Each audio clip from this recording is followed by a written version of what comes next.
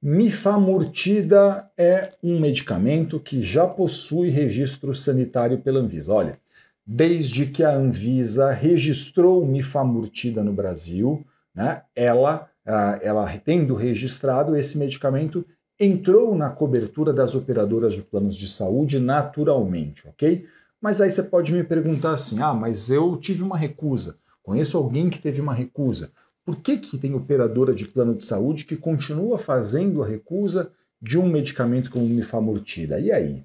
Mas qual será a regra de cobertura desse medicamento por uma operadora de plano de saúde? O que será que as operadoras de planos de saúde olham para definir se esse medicamento terá ou não cobertura? E será que isso, no final de contas, guarda a relação exata com a lei dos planos de saúde? Será que tem algum descompasso entre o que elas olham dentro da regra da ANS e aquilo que diz propriamente a lei dos planos de saúde? Eu sou Elton Fernandes, eu sou advogado especialista em plano de saúde, professor de pós-graduação em importantes instituições da área e autor de livro jurídico. Hoje eu vou tentar desmistificar um pouco para vocês sobre as regras do setor dos planos de saúde.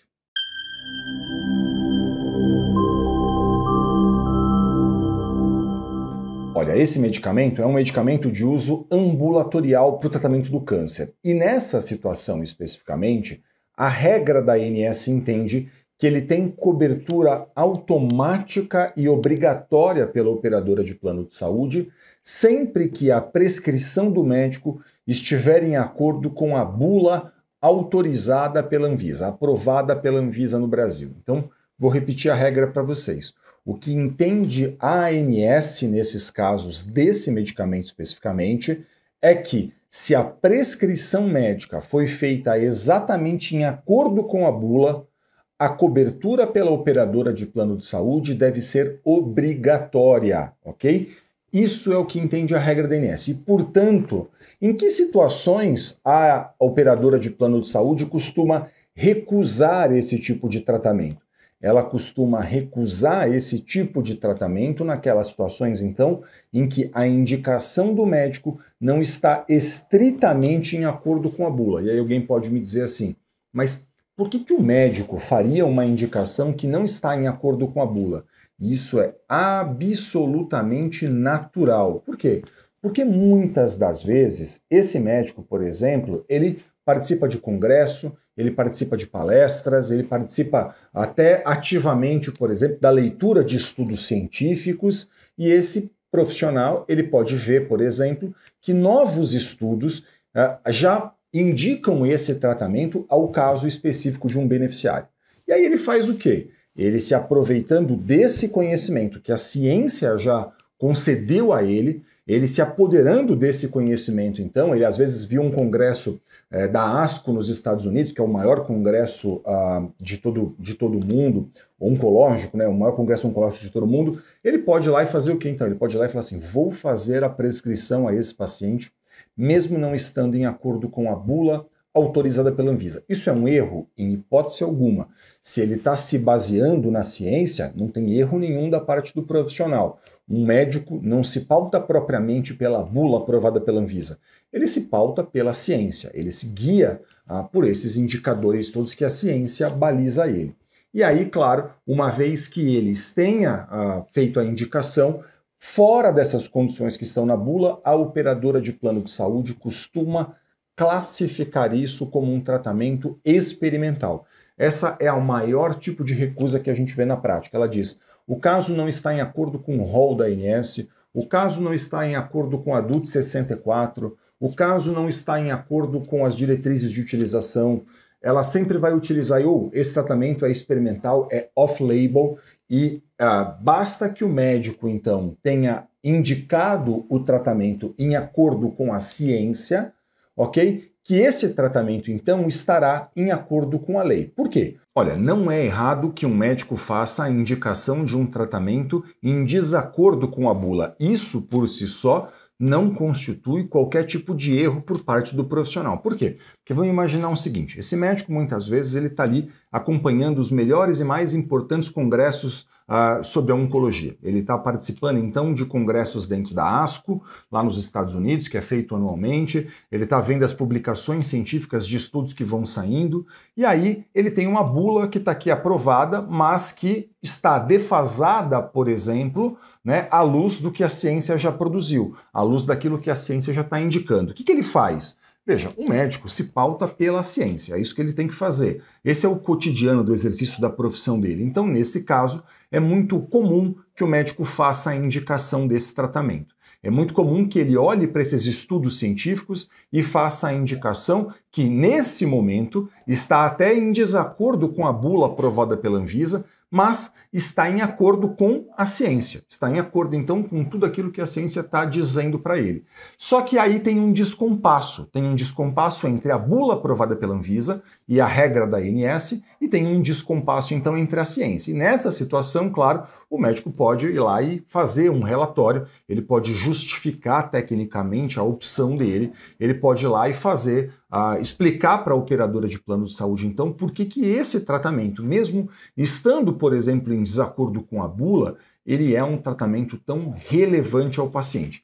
Essa é a maior razão pela qual a gente vê no cotidiano, no exercício da profissão, eu vejo as operadoras de planos de saúde recusando. Então, o que muitas vezes acontece é que a operadora de plano de saúde, ela diferencia o que é off-label daquilo que ou melhor, ela não diferencia o que é off-label do que é experimental. Ela trata como se tudo fosse a mesma coisa. Off-label é o que não está em acordo com a bula.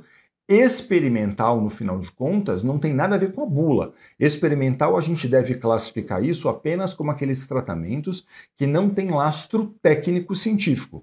O fato de não estar na bula não faz com que um tratamento possa ser considerado experimental. E, portanto, essa regra da ANS dizendo que, estando fora da bula, a operadora de plano de saúde, ela não teria, então, em tese, a obrigação de fazer o custeio, ela está incorrendo numa afronta à lei. Né?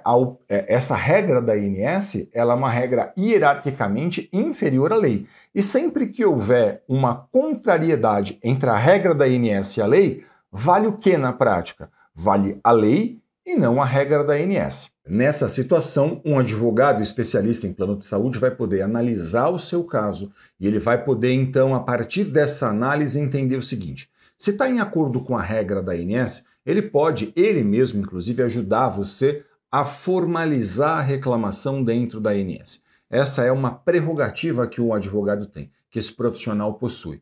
E aí, claro, se não estiver em acordo com a regra da ANS, ele vai ter que entender o caso, analisar se é, por exemplo, a situação de mover eventualmente uma ação judicial contra esse plano de saúde, a fim de buscar no Poder Judiciário a cobertura desse tipo de tratamento. Okay? Então, essa é uma possibilidade que o advogado possui. E claro, você deve estar perguntando, mas será que se eu tiver, por exemplo, que mover uma ação, como é que isso funciona? Né? Como é que seria isso na prática? Isso não vai levar muito tempo? Deixa eu explicar um pouquinho para vocês essa questão. Olha, a ação judicial é um procedimento. Esse procedimento, por exemplo, ele pode ser feito com um pedido de liminar. O que é um pedido de liminar? Né? Um pedido de liminar é um requerimento que você faz a um juiz pedindo que ele determine desde logo, desde o começo do processo, o fornecimento do tratamento que aquela pessoa precisa. Então, por exemplo, se você demonstra para um juiz que existe um direito e uma urgência, o que o juiz pode fazer? Ele pode determinar desde logo o fornecimento daquilo que você está fazendo o pedido. Então, ele olha para o caso, ele sabe que um processo vai ser longo, e bem porque o juiz sabe que um processo vai ser longo, muitas vezes ele vai poder dizer o quê? Olha, estou entendendo que nesse caso, esse beneficiário aqui ele não pode esperar o final do processo para poder usufruir desse direito. Então, entendendo que existe direito e que existe urgência, ele pode, então, determinar essa liminar. Ele pode conceder essa ordem liminar a fim de que a pessoa possa usufruir desse direito logo no começo do processo. Ele pode fazer isso a qualquer momento. A qualquer momento da ação judicial, mas é mais comum, por exemplo, que haja essa análise desde logo, desde o começo, a fim de que, demonstrando que existe direito, demonstrando que existe urgência, que o seu caso está em acordo com a lei, que o relatório médico faz a indicação clara de que há uma urgência, de que o caso está em acordo com a ciência, por exemplo, ele possa então fazer a determinação disso. E note, esse processo hoje em todo o Brasil é inteiramente eletrônico. Então assim, do Oiapoque ao Chuí, não importa onde você esteja, um processo judicial é inteiramente eletrônico. Imagina que você mora na cidade de São Paulo e você vai conversar com um advogado de São Paulo. Esse profissional vai mover uma ação judicial eletrônica. Hoje existem até audiências que são feitas de forma eletrônica, embora nesses processos especificamente que envolvem plano de saúde, é incomum que haja a necessidade de uma audiência. Pode haver a necessidade de outras questões, outras provas dentro do processo, mas audiência, participação de audiência, não. Em geral, isso não é feito, mas, claro, é sempre muito importante que você converse com um profissional especialista em plano de saúde, a fim de que esse profissional possa analisar as particularidades do seu caso, entender se cabe ou não, qual o caminho vai percorrer, se entender que cabe, e esse profissional vai poder orientar você em acordo com as especificidades do seu caso. Você vai poder dizer para mim eventualmente, mas eu não conheço ninguém que seja especialista nisso. Veja, deixa eu falar uma coisa para vocês. Hoje, essa consulta com o seu advogado pode ser feita até de forma online. E eu tenho muito orgulho de dizer para vocês que em todo o Brasil, nas pós-graduações em que eu leciono, a gente forma profissionais cada vez mais capacitados, especialistas nisso, capazes de olhar profissionalmente para uma questão como essa, capazes de fazer uma análise cuidadosa de um caso, a fim de poder entender quais são as possibilidades que a gente tem, quais são os caminhos que vão ser percorridos. Então, se você não conhece um profissional aí da sua cidade, por exemplo, você pode buscar isso pela internet, fazer isso online com um profissional, não tem problema nenhum, até porque, como eu mencionei para vocês, um processo que eventualmente tenha que ser movido um processo, essa ação será eletrônica, tudo correrá eletronicamente. Então, não importa se você está numa cidade e seu advogado está na outra cidade, se você está num estado e seu advogado está muito distante de você, porque tudo isso pode ser feito hoje de forma online, e eu tenho muito orgulho de poder dizer que em todo o Brasil a gente forma nas pós-graduações em que eu leciono profissionais muitíssimo capacitados para lidar com esse tipo de questão. Então, eu sugiro muito que você converse sempre com profissionais especialistas nesse tema. Eu espero que esse vídeo tenha sido útil a você. Muito obrigado pela sua audiência. Se ficou qualquer dúvida, deixe um comentário aqui no canal. Para a gente é sempre um grande prazer poder ajudar, interagir, tirar dúvidas e, claro, não deixe de acompanhar a gente nas redes sociais. Muito sucesso para você e saúde. Até o próximo vídeo.